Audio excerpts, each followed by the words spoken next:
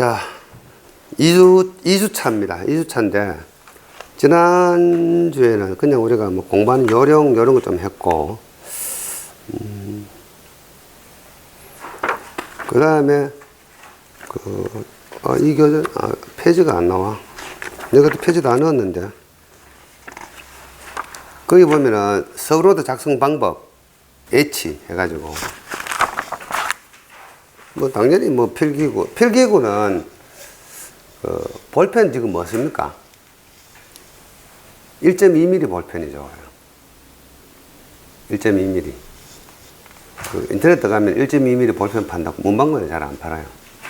그게 좀 굵직굵직하게 잘 나와. 1.2mm 볼펜이. 지금 나도 지금 집에 그거 아직도 한 20몇 자루 있어요. 계속 남았는 게. 옛날에 사가지고 쓰고 남았는 게. 그 볼펜 이름이 뭔가 모르겠다. 인터넷 들어가면은 동화 볼펜인데 1.2mm가 좋아요. 그리고 이제 자 같은 것도 30cm 자를 딱 한 15cm로 잘라가지고 그렇게 하면 돼요. 우리 답안지 요 폭이 19cm라고. 요 방안지 요 있잖아요. 딱 22줄 해갖고 자로 재보면 한 19cm 정도 된다. 그러면 이제 한 15cm 작아가지고 하면 좋아요. 그리고 이제 그림 같은 거 그릴 때도 손으로 직접 그리지 말고 자로 그려야 돼. 그러면 이제 자만 딱 들면은 저절로 그림이 그려진다고. 그게 그 자를 계속 안 잊어버리고 끝까지 유지만 하면은 자만 딱 잡으면 그림이 돌아간다고. 자동으로 캐드 그리듯이. 사람 능력이 신기하다니까. 이게 이 기능들이 익혀지면 그림 같은 거 되게 쉽게 그려요. 그림은 1분에 하나 그릴 수 있어요. 연습하면. 예를 들어 가지고 항만 그림을 그린다. 이거 분필이 좀 시원찮아. 흰색 볼펜 전부 동가리밖에 없어. 성식이 볼펜 좀 가. 볼펜 한다고 분필 좀 긴 거 몇 자루 좀 갖고 와.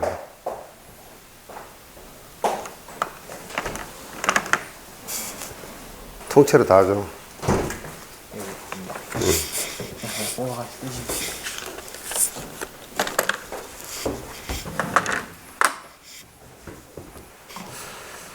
그 자는 그렇게 하면은 자만 잡으면 그림이 그려진다고.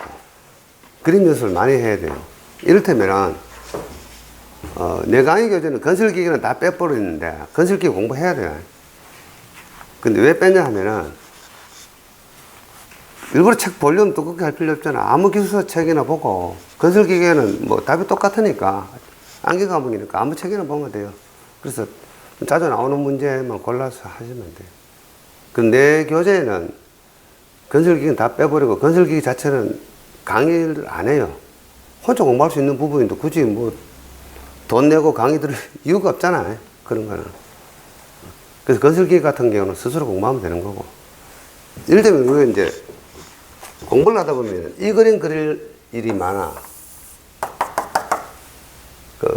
크레인이나 항사 장비 같은 거 그릴 때. 그러면은 그리는 방법이 있어.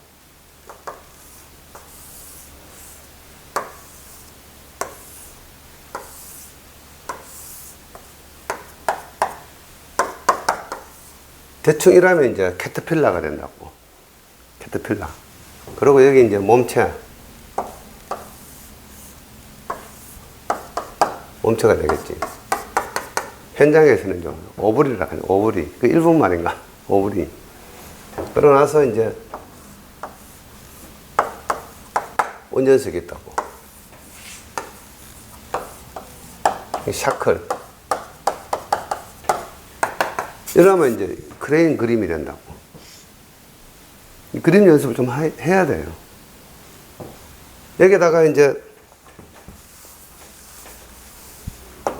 항타 장비면은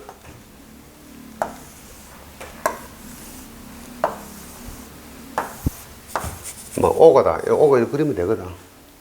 이게 이제 리더 앞에다가 이제 오거 그림 이 항타 장비가 되는 거고. 그래서 이런 건설 장비 그릴 때 이거 연습해 놓으면 쓸 데가 많아요. 교량할 때도 보면은 뭐 교량 가설할 때 크레인. 만약 크레인이면 그냥 바퀴 2개 그리면 되는 거고. 이런 식으로 해서. 그럼 트럭 크레인이 되는 거고. 그래서 저런 그림 연습 좀 해야 돼요. 자, 이럴 때면은 뭐, 방파제다. 그럼 방파제는 대충 이렇게 그리면 된다고. 모래 치환하고, 사석 마운딩하고, 케이슨 넣고, 금고 블록하고, 여기는 립랩, 사석 붙임. 그 다음에 여기는 뭐야?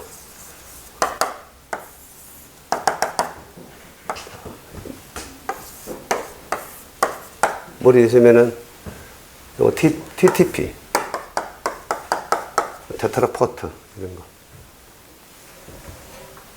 왜 해라고 있고 내 해라고 있는데 이게 무슨 영향인가 하면 항만에 이렇게 있으면은 여기가 이제 부도야. 부도면은 보통 방파제가 이런 식으로 만든다고. 이렇게 구성이 된단 말이야. 그럼 배가 들어가서 여기 정박을 이렇게 한다고, 배가. 그러면은 이게 이제 외해가 되는 거고, 이건 내해가 되는 거지. 이랬을 경우에 이제 이 내해 쪽에는 그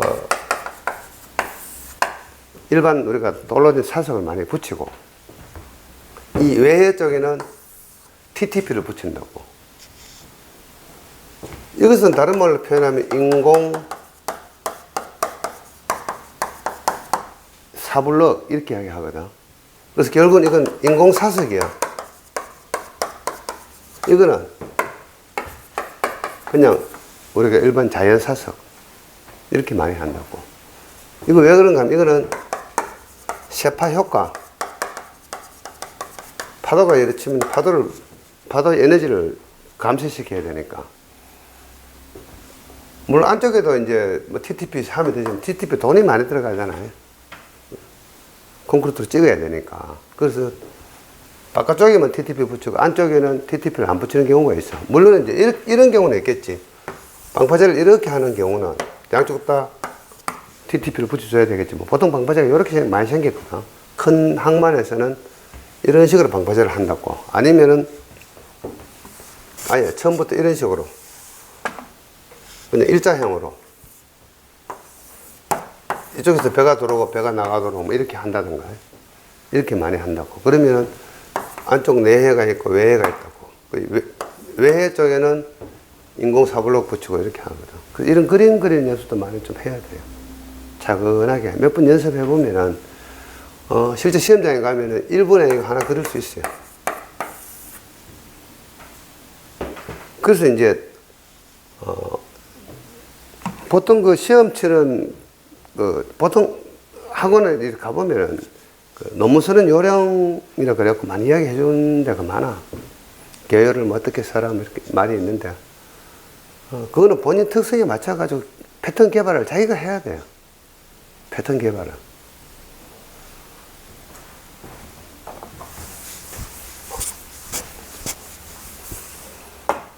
그 패턴 개발을 하는데 어떤 데를 가보면은 뭐 개요는 뭐 어떻게 뭐 해라 뭐 이렇게 쭉 나온다고. 학원마다 좀 다른데 뭐뭐 학원 가면은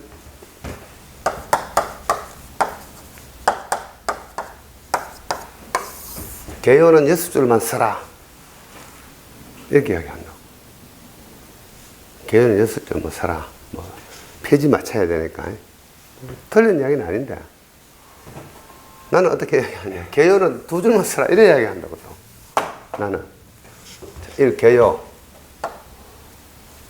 쭉 해가 2줄만 써라. 2 개요도 이걸 바로 그려버리라.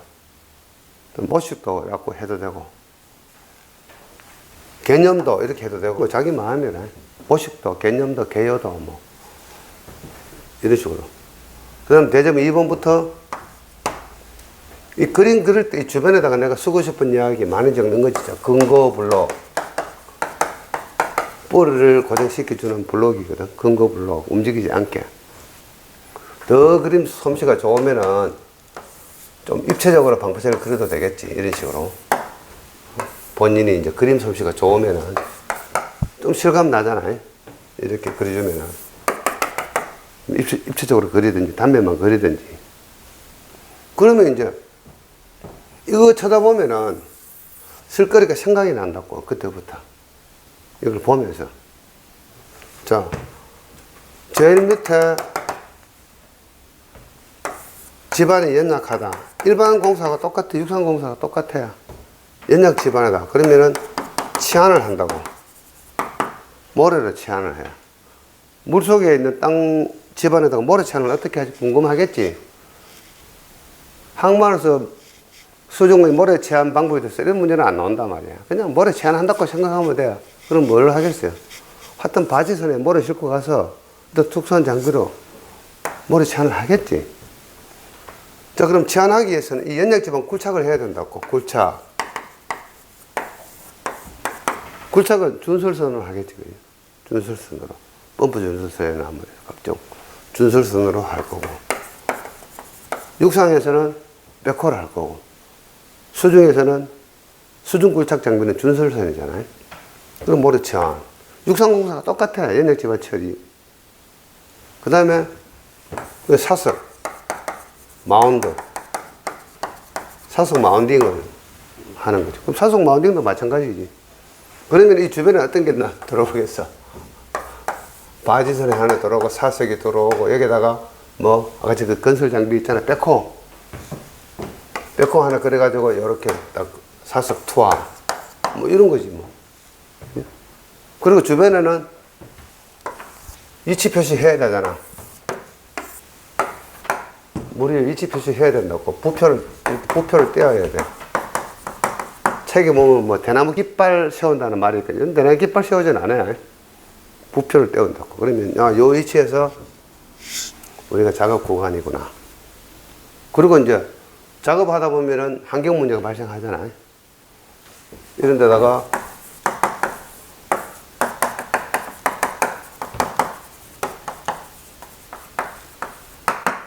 부유물 방지막, 경우에 따라서 기름 흡착포도 설치해야 되겠지. 장비에서 기름 유출할 수 있으니까 뭐 기름 흡착포 이런 환경 문제도 고려를 해야 된다고. 그러고 나서 이제 육상에서 개선 제작, 진수, 물에 띄우고 운반, 거치 이런 식으로 한다. 이 정도 내용만 알고 있어도 항만 문제는 웬만큼 다 쓴다고. 항만에서는 가장 중요한 게 방파제하고 암벽이니까 주로 많이 나오는 문제가. 그럼 이제 바다니까 수심도 고려해야 되고, 수위도 고려해야 되고, 파도도 고려해야 되고, 파고도 고려해야 되고, 파랑, 조수 간만의 차, 조위 이런 거 이런 거 고려해야 된다. 그리고 바다가 조용한지 조용하지 않는지 정온도, 그 다음에 주운, 배가 다니는 어떤 상황, 주운,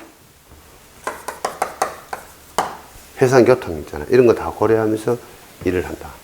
이렇게 개괄적으로 통법을 딱 때리고 있으면 된단 말이야. 그럼 웬만하면 이거 그냥 두드려 잡으면 되는 거야. 모르는 문제 나오면은. 딱 출처지문에 딱 맞아 떨어지지는 않지만 항만에 대해서 어느 정도 내가 방파제가 암벽이 되었던 쓸 수 있을 만큼 하면 돼요. 암벽이다. 여기 뒤처음 하면 암벽이 되는 거야. 뒤처음 하면은. 그래? 암벽 이렇게 하거든. 똑같은 단면이라고, 암벽도. 요거는 혼성제지, 혼성제. 요건 직립제, 혼성제. 여기서 바로 올라가면은 직립제가 되는 거고. 직립제가 된다 하더라도 이 부분은 연약하면 치환을 해야 되겠지. 대부분 다 혼성제를 하는 거지. 그냥 경사제만 하는 경우는 좀 드물지. 경사제만 하는 경우는. 그래서 이제 개요도 해가지고 이 그림을 바로 그려버리는 거야. 그리고 대제목 2번부터 이걸 보고 출처 지문을 보면서 써내려가면 된단 말이야. 생각나는 만큼. 뭐 시궁시 유의사항. 이제 다 나왔잖아, 여기서. 굴착할 때 준설선 하니까 대충 준설공사, 그 다음에 뭐 연장지만 처리, 기억 안 나면은 준설공사 할 때 뭐 수심, 수입, 파도, 파고, 파랑, 뭐 안전에 유의한다 이런 거 막 적으면 돼. 생각나는 대로. 통법대로 일반 상식을 적으면 된다고. 일반 상식을. 기술서에 별거 없어요. 일반 상식을 적고, 그 다음에 틀리지 않는 말만 골라 적으면 돼요. 엉뚱하게 모르는 말 주섬주섬 적을 필요 없이 틀리지 않는 말, 시공적인 일반적인 시공 상식 선에서 적어 내려가면 된다고. 어떤 문제가 나오더라도 모르는 문제가 나오면 그렇게 두드려 잡아야 돼요. 그러기 위해서는 이런 게 꼭 필요하다고. 생각 안 나면은 상상을 동원해서 그리면 돼. 대부분 우리가 나오는 그 2, 3, 4교시 논술 문제들은 다 이런 것들이거든. 예를 들어 가지고. 그러고 나서 이제 뭐 사서 마운딩을 한다. 상식적으로 생각해도 거대한 돌덩어리를 바닷속에다가 마운딩을 하려면 어떻게 해야 되겠어요? 육상에서, 채석장에서, 또 석산에서 깨가지고 부두까지 운반해서 바지선에 싣고 예인선으로 끌고 가서 백호가 투하하겠지. 투하하고 나서 최종 이 마무리 맨 따단계는 누가 하겠어요? 잠수부가 한다고. 머구리. 그 머구리가 잠수부 들어가가지고 할 때 산소 끊어지면 죽잖아. 유의사항. 산소 공급 라인 점검 철저. 그 다음에 수중과 지상의 어떤 그 신호 체계. 말하면 들린다고. 철저. 심지어는 수중 카메라.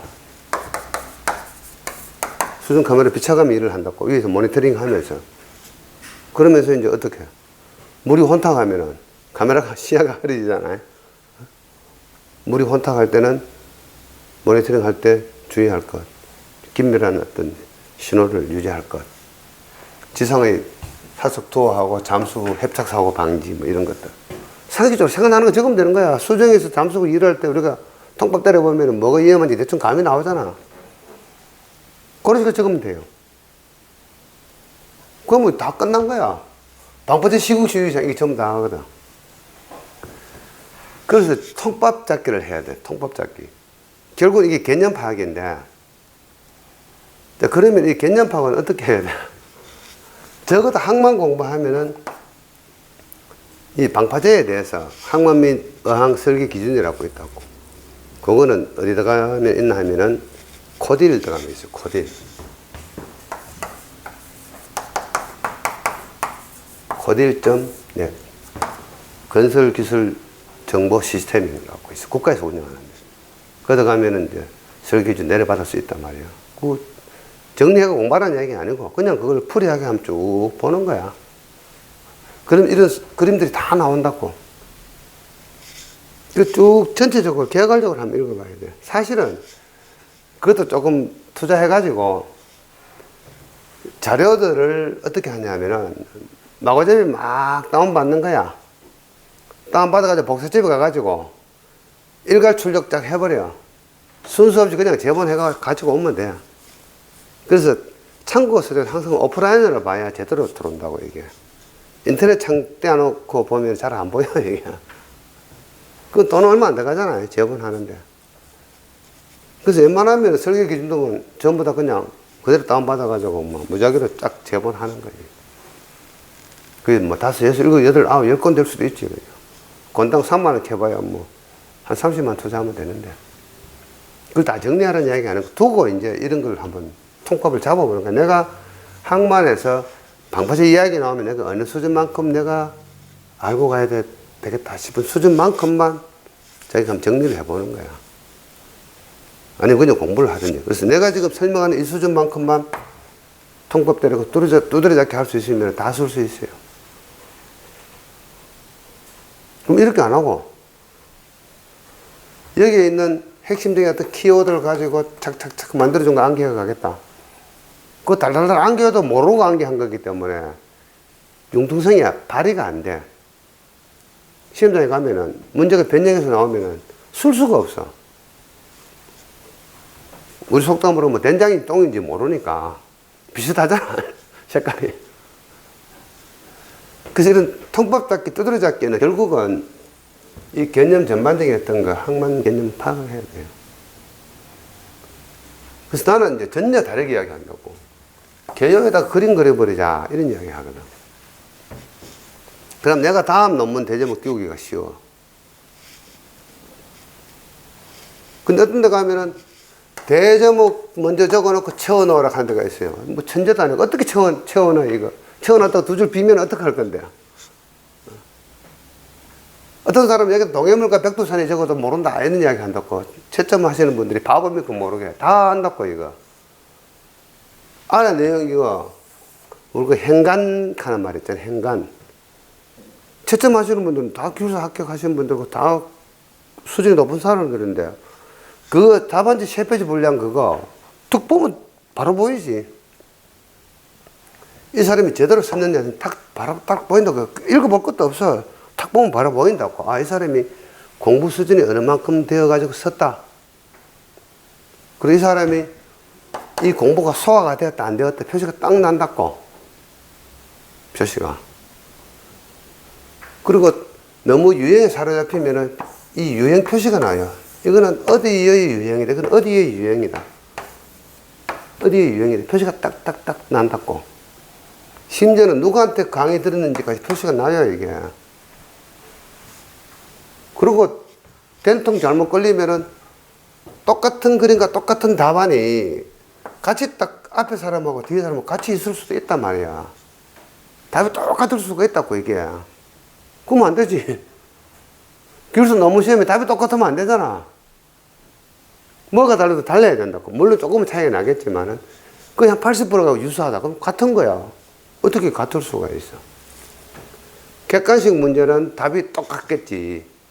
근데 주관식 논술 문제는 답이 똑같을 수가 없잖아. 개인 어떤 기술력이 다르고 개인적으로 어떤 공부하는 지식이 다른데. 물론 이론 공식은 똑같지. 테레잡기 공식은 똑같을 수밖에 없지. 전능강도 식은 안 같으면 안 되잖아요. 그런 거는 같아야 되는 거고. 그래서 이런 패턴들이 똑같으면 조금은 식상하지.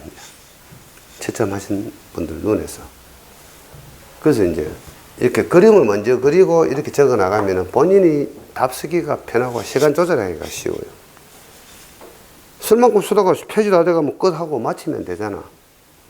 그러지 않고 어떤 틀이 잡혀 있는데 출제 지문이 뭐뭐를 적고 뭐뭐를 적었어요. 2개 나올 수도 있고 하나만 나올 수도 있어. 하나만 나올 수도 있고 또는 3개가 나올 수도 있다고. 특징을 적고 뭐 정의를 내리고 뭐 설명하라 이렇게 나올 수도 있고 유의사항 써라 이렇게 나올 수도 있고. 그럼 지문은 3개가 뜰 수도 있고 2개가 뜰 수도 있고 1개가 뜰 수도 있다고. 그럼 2개 뜨면 내용이 좀 많아야 되고 3개가 뜨면 내용을 좀 줄여야 되겠지. 근데 그걸 딱 틀을 박아놓고 하고 있으면은 융통성 발휘가 안 될 수가 있단 말이야. 그 바쁜 시간 안에 그 고민하다가 시간 놓쳐가지고 실력은 분명히 있는데 공부는 많이 했는데 암기는 많이 했는데 시간을 놓쳐가지고 떨어진다고. 시간 조정 못 해가지고. 그럼 이런 방식으로 가면은 시간 조정하기가 쉬워. 쓸 만큼 쓰다가 끝 해버리면 되니까. 왜? 벌써 나는 여기서 채점하시는 분들한테 대부분 내용을 다 설명을 했어. 그림을 통해가지고. 샵드로잉을 통해 설명을 다 했다고. 그러고 나서 여기 있는 것을 좀 부연해가 상세하게 설명하는 수준일 뿐이거든. 그리고 이제 우리가 주의사항, 유의사항, 특징, 장점, 단점 똑같다고. 개념이. 주의사항 쓰라 그러면 장점, 단점 쓰는 거야. 자, 그러면 유의사항 쓰라. 우리가 어떤 현장에서 뭐 문제가 있어가지고 공법을 선정을 한다. 이런 어떤 문제가 생겼을 때 거기에 대한 대안 공법을 선정한다. 그럼 뭐 어떻게 선정을 해요? 공법 선정 시 유의사항, 공법 선정 시 고려할 사항. 돈이 비쌌냐, 안 비쌌냐. 동그라미, 세모, X. 그죠? 시공이 잘 되느냐, 안 되느냐. 동그라미, 세모, X. 공법별로. 또 뭐야, 뭐. 경제성이 있느냐, 없느냐. 동그라미, 세모, X. 그런 거. 그래서 이것은 이 공법이 최적임. 돈도 적게 들어가고, 시공성도 좋고, 안전하고, 환경 문제도 없고, 이런 거. 그러니까 가만 생각해보면 뭔가 하면은 이런 것들이라. 공사를 관리하는 5대 요소. 첫 번째, 공기나 공정. 공기, 공정을 맞춰야 되잖아요. 그 다음에 품질이 확보되어야 된다고. 품질. 그 다음에 원가가 맞아야 돼. 돈이 맞아 들어가야 되잖아요. 원가. 그 다음에 그 공사를 하는데 안전해야 된다고. 안전. 그 다음에 환경 문제가 최소화되어야 된다고. 친환경적인 거. 만약에 6도 요소다. 그러면 기상 조건. 동절기냐, 하절기냐, 비가 오느냐, 눈이 오느냐, 이렇게 따져야 된다고. 그래서 A, B, C 공법 중에 B 공법이 뭐 최적임, 이런 식으로. 그러면 답안 쓸 때 이렇게 하면 되잖아.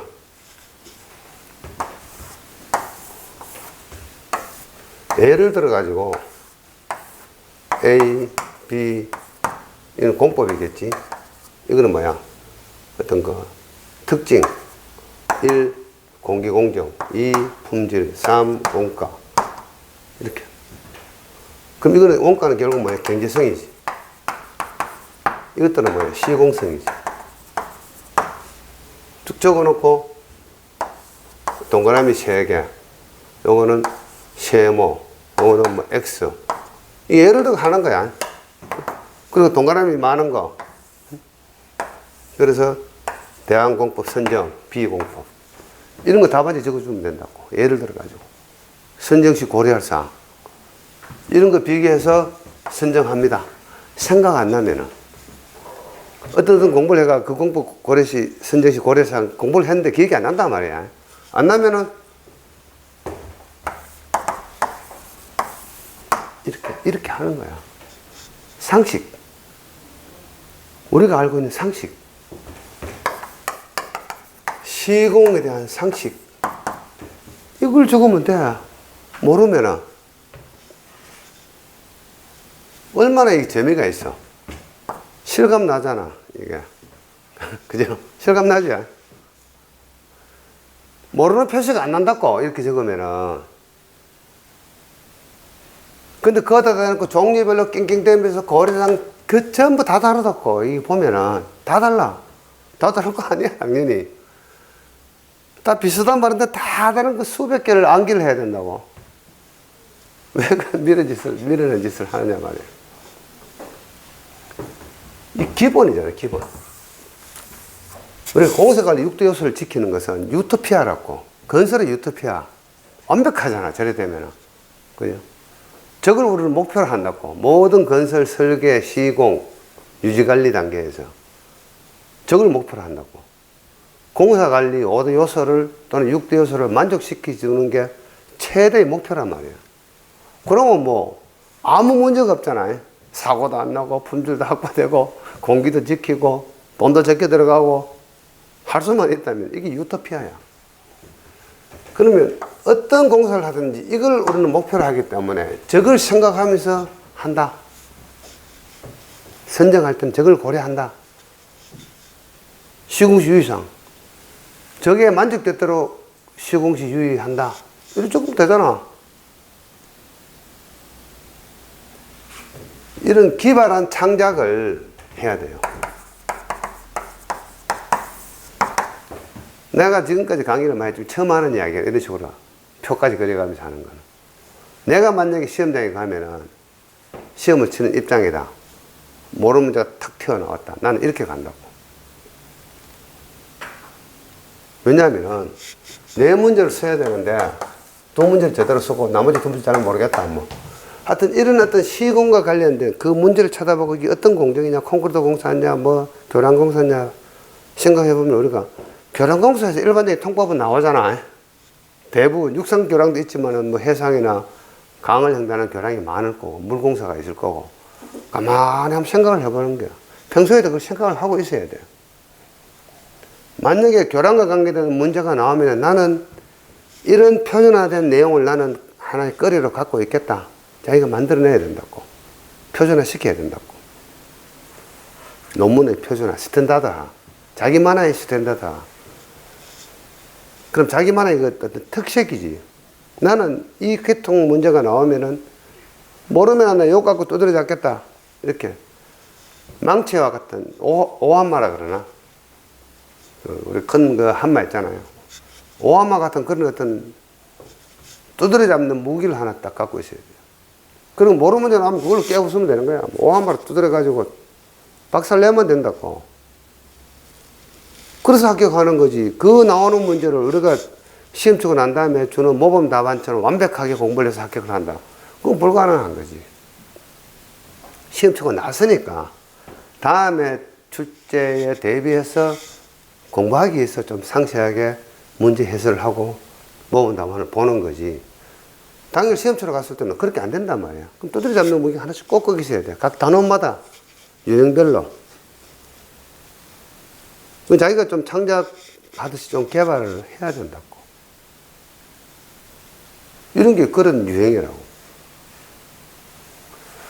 그래서 이런 게 되게 중요한데, 서브노트 만들 때 자기가 미리 이렇게 마음을 먹고 조금 구성을 해줘야 돼.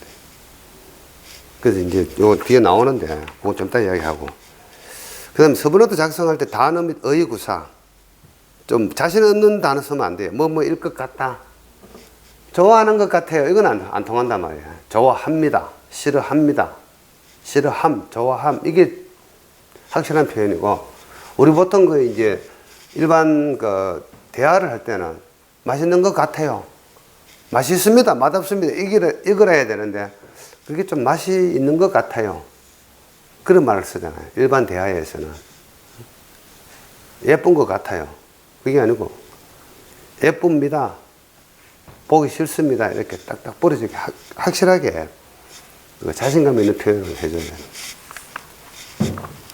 그 다음에 뒤에 보면은 용어 정의. 요거 내가 하는 게 아니고 다른 데 어디 내가 들어보니까 이렇게 하라 그러더라고. 용어 정의는 두 줄만 적으세요. 정의는. 그 다음에 그림 그리세요. 특징, 장점 적고 뭐 평가하는 말은 내가 지낸 말이고. 그 용어 정의일수록 결론이 있어야 돼요. 평가. 그 용어에 대해서 내 생각이 어떤지, 또는 그 용어에 대해서 어떤 그 적용성이라든가, 또는 그 용어의 어떤 그 중에서 가장 중요한 내용이 뭔지를 한 번 더 정의를 결론부에 내려줘야 돼요. 용어 정의일수록 결론이 있어야 돼요. 결론이라는 말을 안 적더라도 평가라는 말을 적든가 해서 그 용어에 대해서 확실한 개념을 한 번 더 딱 적어줘야 돼요. 자, 예를 들어 가지고 다짐 이야기가 나왔다. 용어 정의는 정의를 술수만 있으면 10줄 적어도 되고 20줄 적어도 상관없어요. 두 줄만 적어라. 그거는 이제 그렇게 적으니까 한 페이지 분량 또는 한 페이지 반 분량 적기가 쉽더라. 용어 정의 2페이지 적을 수도 있거든. 14페이지 맞추려면은 한 4문제 정도는 2페이지 적으면은 뭐 되잖아요. 자, 이를테면은 다짐 이야기가 나왔다. 다짐과 관련된 어떤 용어적인 문제가 나왔다. 뭐 최적 함수비가 나왔던 뭐 연공계 간극 곡선이 나왔던 뭐가 다 나왔다는 이야기예요. 다짐이 나왔다 치고 마지막 평가에서는 다짐에서 가장 중요한 이야기가 하나 딱 있어요. 마지막 결론에서 어떤 이야기가 하냐면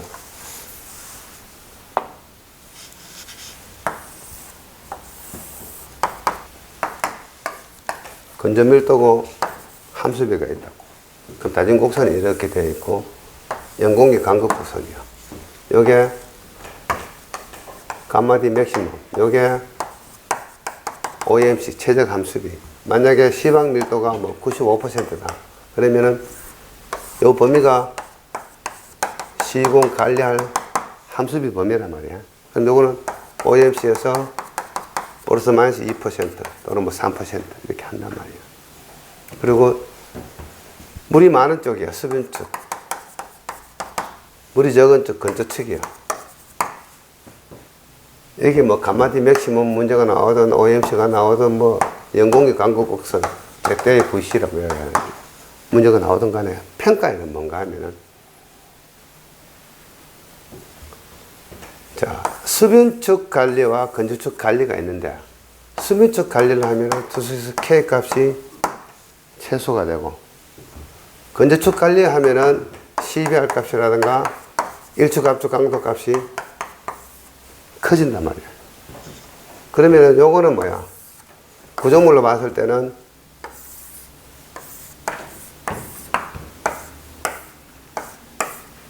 댐에서는 이런 점토 코어, 요거는 투수 개수가 적어야 돼. 이런 어떤 그 하천이나 제방이나 댐 등에서 점토 다짐할 때는 수변축 관리를 하자. 도로에서는 강도가 커야 되잖아요. 도로 노상 다짐할 때는 건조축 관리를 하자. 도로. 요런 이야기를 평가에다가 살짝 적어준다고. 이 그림까지 그리면 더 좋고. 그래서 다짐 관리 시에는 도로인 경우에는 건조축으로 관리하고, 수밀이 필요한 점토 코어라든가 제방을 다질 때는 수변축으로 함수비 관리하는 것이 유리함. 이런 말 탁 적어준다고. 평가에다가. 결론부에다가.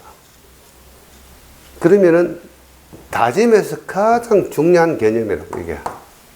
어떤 용어가 나오면은 그 용어에서 가장 중요한 개념을 한 번 더 결론을 내려주는 게 되게 중요하다고.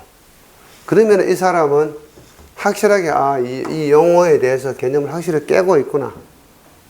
뭐, 저렇게 못 적으면 어쩔 수 없고, 가능하다면은 저런 거 적어 보려고 노력을 해야 된다고. 용어일수록 깔끔하게 저런 게 탁 튀어나와야 돼요. 산만하게 너절너절하면 좀 재미가 없단 말이에요. 그런 게 중요한 거지. 두 줄 적고 어떻게 하고 페이지 맞춰서, 이거는 할 수만 있으면 제일 좋아. 그렇게 하면은. 그렇게 하면서 이렇게 하면 좋은데, 그 바쁜 시간에 시험 쳐보시면 아시겠지만은 10분에 한 페이지 채워야 되는데 그게 쉽지 않아. 아주 바쁘다고. 그렇다고 뭐 10문제를 내가 완벽하게 공부했는 문제가 탁 나오면 그렇게 척척척척 적으면 제일 좋지. 그렇지 않단 말이야. 그 바쁜 시간 안에 형식적 뭐 찾다 보면 시간 다 놓친다고. 물론 서번호도 할 때는 그렇게 맞춰서 하는 게, 훈련하는 게 좋겠지, 당연히. 그래서 너무 형식에 얽매이지 말아야 돼. 자유롭게. 논문은 자유롭게 적어야 돼. 유연하고 자유롭게. 내 사고가 아주 유연하면서도 아주 자유롭게 적어줘야 되는 거지. 경직되게 적으면 안 된다고. 교사 논문은 경직되게 적으면 안 돼요. 아주 자유롭게 적어줘야 돼. 형식, 무형식의 답안. 그게 중요하다고, 사실은. 무형식의 답안이 더 중요해요. 그 속에 기술적인 어떤 이론이라든가 진실이 담겨 있어야 되는 거지. 물론은 뭐, 같은 값이면 다 옹침하다. 뭐, 보기 좋은 떡이 먹기도 좋다. 그런 말도 있지만, 요즘은 조금 보기 싫어도 맛있어야 돼. 보기 좋다고 다 맛있는 건 아니잖아. 먹기만 좋을 뿐이지 맛있어야 된다고. 그렇잖아. 옷도. 자, 실용주의적인 측면에서는 옷은 어떻게 해야 돼요? 편하고 따뜻하고 즐기고. 그게 중요하잖아. 남한테 이쁘게 보이려고 야부리한 옷을 입고 막 추위에 떨면 안 되잖아요. 따뜻하고 내실 있는 옷을 입어야 되는 거지. 무조건 번지르한 옷을 입는다고 좋은 건 아니라. 우리 공부할 때는 그렇게 했어요. 20년 전에. 내 교사 학교는 얼마 됐을까? 96년도. 그때 학교에 했으니까. 그때는 그렇게 했다고. 다 그렇게 강의를 하고 그렇게 공부를 했다니까. 그때는 문제들이 빤했다고. 기출문제 위주로 많이 했으니까. 지금은 안 그렇거든. 기상천외한 문제가 튀어나온단 말이에요. 그래서 항상 그 영어 정의 등을 공부할 때는 이런 것들 중요하다고. 그 다음에 영어 정의는 많이 부담을 느끼는데, 본문 공부를 하다 보면 영어 정의가 나와. 자, 그러면은 부전한 사람과 이제 부전하지 않는 사람의 차이인데, 주머니에서 뭐 이어놓으니까 소리가 나네. 자, 지난번 요번 시험에 113회 때 시험에 아스팔트의 감원성 이런 게 있었다고. 이런 문제. 이런 문제 뭐 못 쓰지 사실은. 근데 우리가 도로 포장, 아스팔트 포장 공부하다 보면 중간에 이를 보다 보면 감원성이라는 단어가 한 번씩 나온다고. 뭔지는 모르지만. 그러면 이제 그냥 넘어가는 사람이 있고, 궁금해하는 사람이 있다고, 분명히. 자, 그러면 저게 궁금한 사람은 자기가 인터넷 등을 뒤져가지고 그 자기 서브노트 옆에다가 별표에서 이 감화성을 조금 이렇게 몇 줄 찾아가지고 빨간 볼펜으로 주기를 해 놓는단 말이야. 그리고 운이 좋아가지고 이 문제가 탁 튀어나왔다, 영어 설명 문제로. 그러면 논문 속에 있는 본문의 논문 속에 있는 요 앞에 있는, 뒤에 있는 내용, 앞에 있는 내용이 좀 있을 거 아니야. 요걸 중심으로 요걸 좀 잘라내가지고 적절하게 좀 구성해서 쓰면 돼. 그럼 커버 된다고. 그런 문제가 많아요. 새로 나온 문제는 이런 문제가 엄청 많다고. 새로 나온 문제들. 그래서 저런 게 엄청 중요한 거야. 저걸 공부를 제대로 한 사람은 그 속에서 다 찾아내요. 충분히. 그래서 본문 속에서 빠져나온 용어 설명 문제가 한두 문제씩 있다고. 그리고 기존의 기출 문제 한 5문제, 6문제 정도. 그래서 한 7, 8문제까지는 커버가 된단 말이야. 나머지 2문제도 저런 식으로 커버가 된다고, 사실은. 그리고 13문제, 3문제는 완전히 누구도 못 푸는 문제야. 완전히 퀴즈. 우리 영어 설명 문제는 무슨 토목시군 퀴즈 대회 하는 것 같아. 완전히 퀴즈식 어떤 문제가 나오는 거는 아무도 손 못 대는 거야. 어떻게 손을 대? 내가 시험 치러 가서 손 못 대, 그거. 어떻게, 나도 처음 보는 건데. 처음 보는 게 많아. 문제 난이도 때문에 난이도를 높이기 위해서 내는 문제이기 때문에 손은 못 댄다고. 근데 본문 공부를 제대로 충실하면은 충분히 영어 설명 문제가 커버되는 게 많아. 지난번에 이런 문제 나온 적이 있어요. 막장 지지코아. 터널에서 이런 문제가 나온 적이 있어요. 이거 터널 굴착 공부 하다 보면은 공부를 해요. 터널 굴착 공부 중에서 링크 공법이라는 것이 있어. 이 링크 공법을 적으면 막장 지지코아 공법에 대한 답이 된다고. 링크 공부 뭔가 하면 터널 굴착을 할 때 이제 소단면 터널은 한 방에 발파를 하고 시공을 하지만 지하철 터널이나 도로 터널 같은 대단면 터널에서는 안반을 종하면 한 방에 가. 도로 같은 데는 한 방에 많이 가. 상반, 하반 안 간다고. 자, 그러면은 도심 지하철 같은 경우에는 이 토피가 한 30에서 40m 정도밖에 안 돼. 토피가 아주 얇아요. 그러다 보니까 위에 거하고 밑에 거하고 나누어서 시공을 한다고. 이것을 상반이라고 이야기하고 이걸 하반이라고 이야기한다고. 상반과 하반. 자, 요건 난영 터널인데 이 난영 터널인 경우에는 R1이 하나 있고 여기도 보면은 요것도 곡선이에요. R2가 하나 있어. R2. 그 다음에 여기 인버터보다 곡선이 있어. 요건 R3야. 곡선이 3가지로 구성된 게 난영 터널이라고. 그런데 이제 이 상반하고 하반을 나눠준 이 라인을 SL 라인이라고 해요. SL 라인. 스프링 라인. 그래서 이거는 아치 보고, 이거는 측벽 보고, 월, 이건 인버터죠. 이렇게 이제 나눠진다고. 난영 터널에서는 이 구분이. 그래서 이걸 만약에 이제 정방향으로 생각하면은 여기까지 굴착을 했단 말이에요.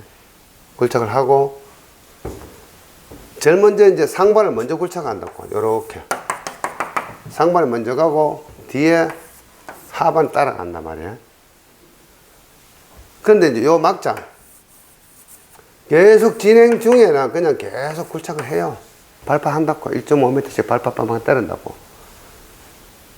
근데 이 전방 막장이 아주 약해 보인다. 불안하다. 하고 상반을 하고 하반이 따라간다고. 나중에 어느 정도 상반이 먼저 한 30m나 60m 먼저 가고 하반 따라가거든. 그때 당분간 이 막장을 그냥 방치를 해야 되겠지. 비워둬야 되겠지. 그러한 경우에는 이런 식으로 남겨놓는다고. 여기 지지코어야. 그럼 지지코어는 어떻게 되겠어? 이렇게 남겨놓겠지. 그러고 나서 여기에는 어떻게 해? 쇼크루트 다 치고 락볼도 다 꽂고 강지보 다 대고 그 다음에 요 부분을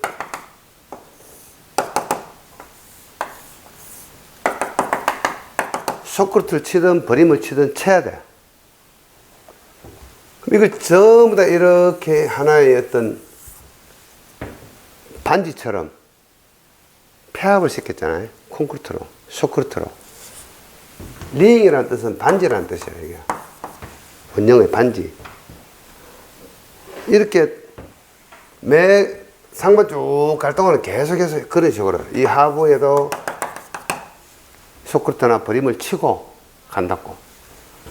그래서 이것을 여기 치는 이것들을 템포러리 인버터, 가이 인버터라고 이야기한다. 다 되고 나면 이건 이제 영구 인버터지. 퍼머넌트 인버터가 되는 거고. 이렇게 콘크리트를 쭉 감아주는 요 개념, 요게 링컷이야, 링컷. 링컷 공법하면서 하반 따라 붙을 때 비로소 이 지지코어를 둔다고. 또는 추석날 집에 갈 때, 그죠? 막장을 오랫동안 비워둘 때, 그때 링컷을 한다고. 그럼 여기도 마찬가지로 쇼크루트가 이렇게 쳐지지. 이런 식으로 쇼크루트 친다고. 심지어 락볼트도 꽂는다고. 이렇게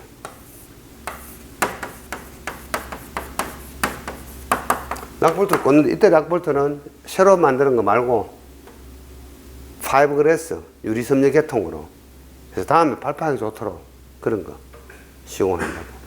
아니면 그냥 뭐 이렇게 쇼크루트만 감아놔도 되고. 이렇게 하는 게 지지코어 공법이라고. 지지코어 공법. 자, 이거는 용어적인 설명 중에 지지코어라고 나왔지만 처음 나온 문제지만은 다음부터는 굴착 공부 이런 거 공부하다 보면 이게 그냥 나온단 말이야. 그 속에. 그러면 여기서 지지코어에 대해서 공부한 내용을 가지고 1교시 논문 쓰는 훈련만 돼 있으면 무조건 쓸 수가 있는데, 훈련이 안 돼 있으면 못 써. 훈련이 안 돼 있으면은.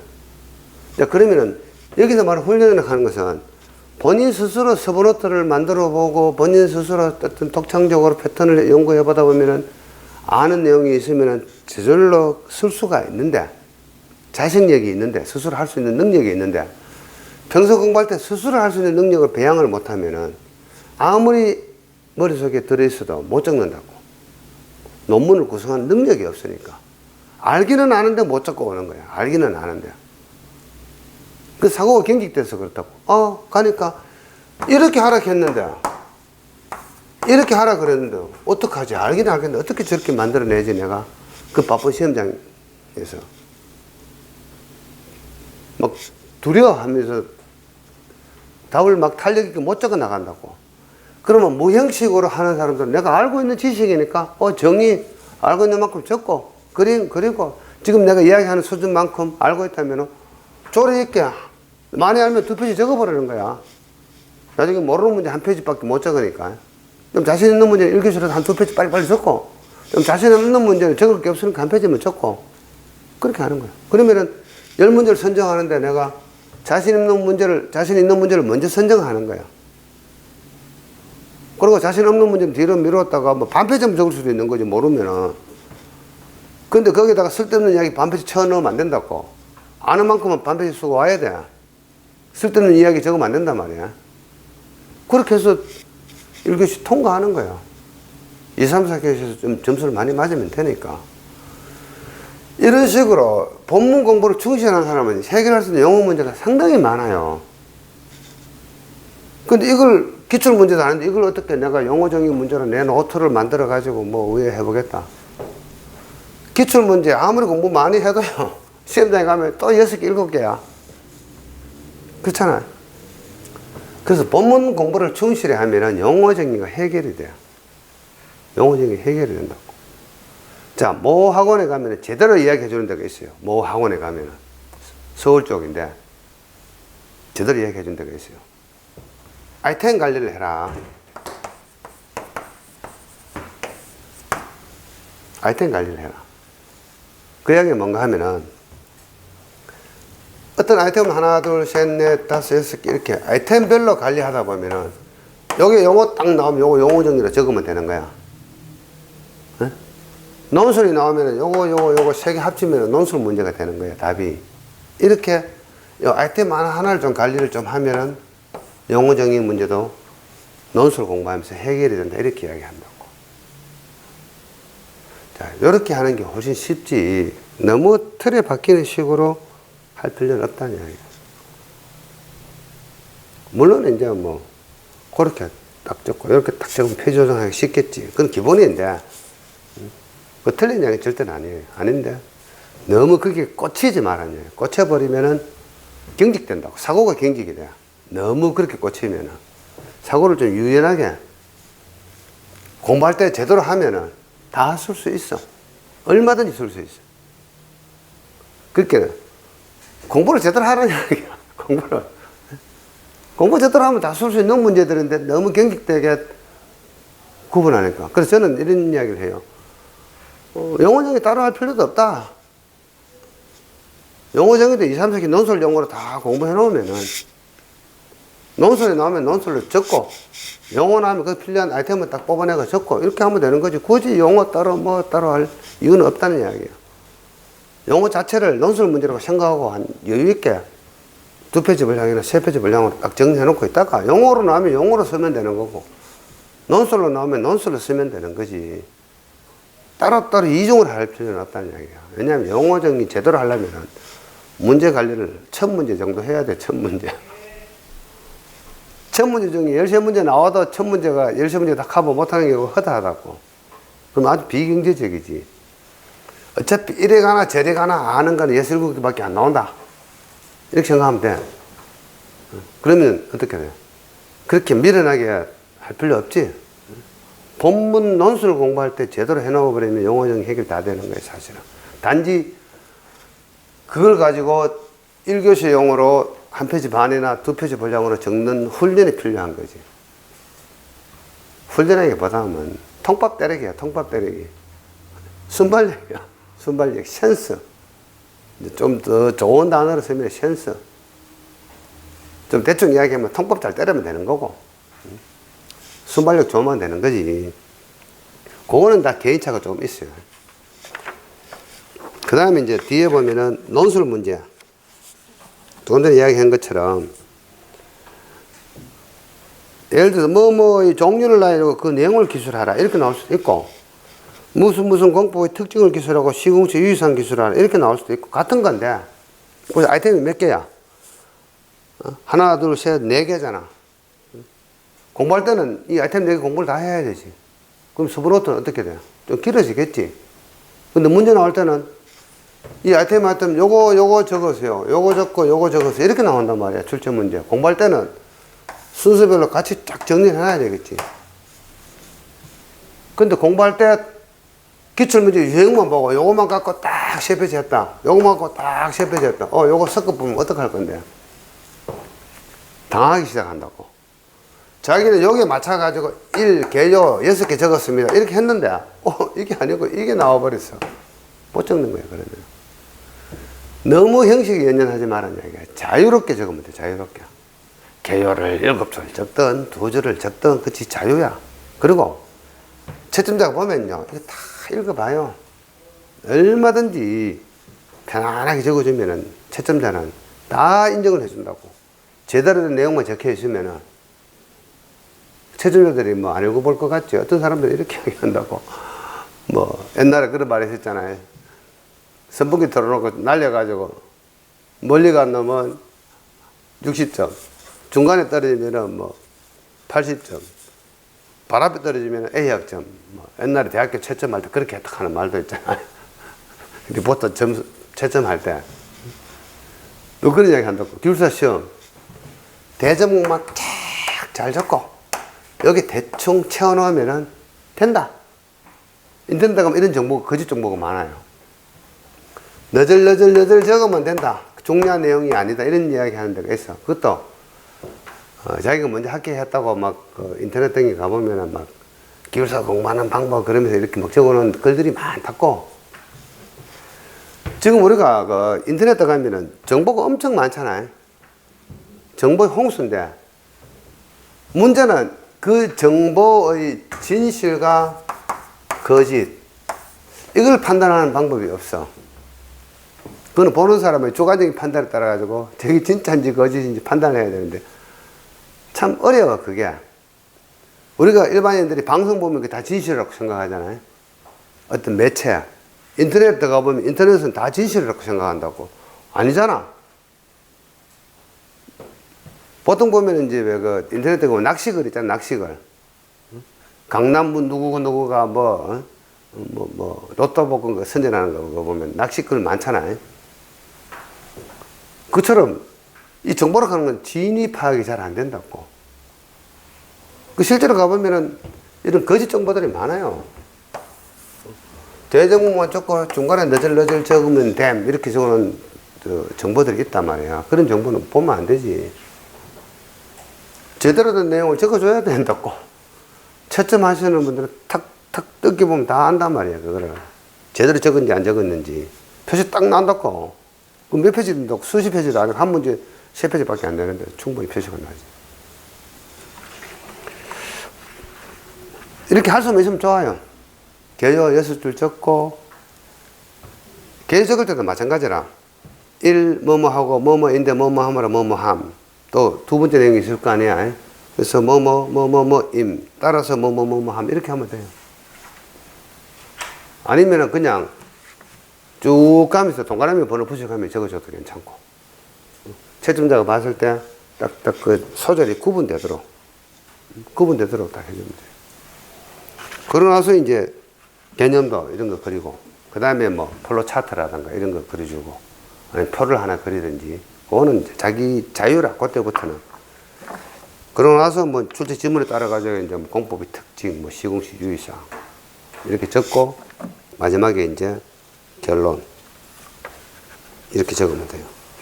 어떤 학원 가보면은, 요번에 그걸 듣고 좀 괜찮은 내용 같아가 적어 본 거예요.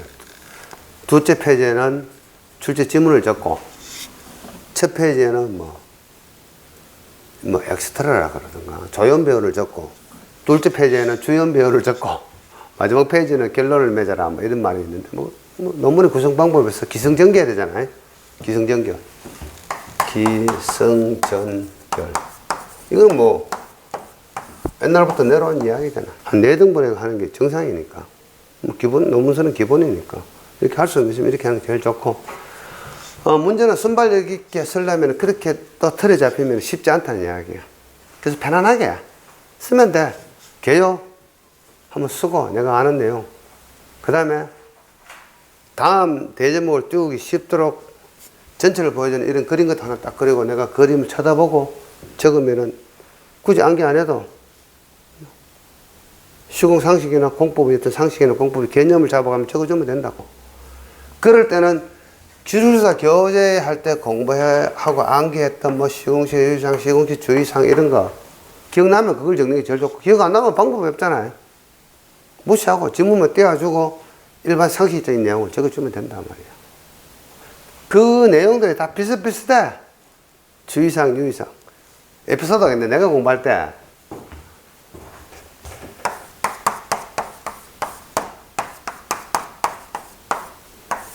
내가 고백하면은 유의사항하고 주의사항인지, 주의사항하고 유의사항이 뭐가 다른지 내가 구분하려고 노력을 해본 적이 있어요. 어떤 교재에는 유의사항, 어떤 교재에는 주의사항, 어떤 출제에는 유의사항, 어떤 출제 지문은 주의사항 이런 게 나오는데 이게 뭐가 다르지? 이거 구분하려고 노력을 많이 해봤다고. 한자도 찾아보고 유의사항. 그 뜻을 유념한다는 뜻인가? 주의사항 뭐야? 주의한다는 뜻이잖아. 가만히 생각하면 같잖아. 이 같다고 느껴지더라고. 같다. 그 다음 특징. 장점, 단점. 이런 거 하다 보면 이런 게 나오잖아, 사실은. 그 특징에 대해서 유의하고, 특징은 그 공법의 장점, 단점이고, 더 적나라하게 이야기하면 이게 뭐야? 공사관리 5대 요소잖아. 경제성, 시공성, 안전성, 환경성, 공기공정, 품질. 이게 장단점이잖아. 어떤 공법의 장단점은 뭐야? 돈이 많이 들어가느냐, 안 들어가느냐, 경제성. 그걸 쓰면은 공기를 맞출 수 있느냐, 없느냐, 시공성. 시공성 물론 공기공정뿐만 아니라 시공이 편하냐, 안 편하냐, 까다롭냐, 시공의 난이도겠지. 그 다음에 환경 문제가 발생하느냐, 안 하느냐, 이런 거. 안전하냐, 불안전하냐, 이런 거. 품질이 잘 나오느냐, 안 나오느냐, 이런 거. 결국 공사관리 5대 요소가 뭐야? 어떤 공법의 장점, 단점이라고. 특징이라고. 그러고 나서 그 공법에서 내가 알고 있는 통밥 때리기만 된단 말이야. 상식적인 내용으로. 물론 일반 기술서 교재에 있는 내용은 당연히 다르겠지. 표현 방법들이. 그런데 이렇게 적었을 때 틀리지 않잖아. 맞는 내용이잖아. 내가 적어놓은 내용이 틀린 내용은 아니라고. 좋은 내용은 아닐지라도 틀리지는 않았단 말이야. 그럼 좋은 내용이 아니라도 틀리지 않는다는 내용은 뭐야? 일반 상식과 통법을 때려주면 되는 거야. 그건 뭐 괜찮지. 그렇게 해서 넘어가서 합격하는 거예요. 그렇게 해서 합격하는 거지. 기술서 교재에 있는 것처럼 그렇게 다 완벽하게 합격할 수는 없어요. 그 대신 이제 이런 것들은 하나의 내가 서본어들 작성할 때 하나의 모델은 될 수 있어요. 이런 요령으로 한번 정리해 보는 거예요. 역시 다 합시다.